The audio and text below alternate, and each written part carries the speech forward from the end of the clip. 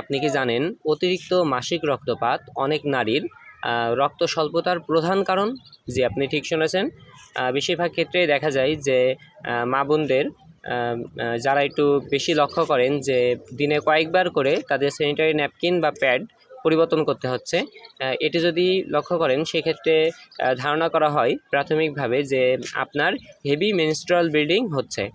আপনি যদি পর্যাপ্ত পরিমাণ খাবার দাবারের মাধ্যমে এই আয়রনের ঘাটতি পূরণ করতে না পারেন, সেক্ষেত্রে ধীরে ধীরে আপনার দেখা যাবে যে আয়রন কমে যায়। এই আয়রন কমে যেতে যেতে একসময় আপনার অ্যানিমিয়া হয়ে যেতে পারে।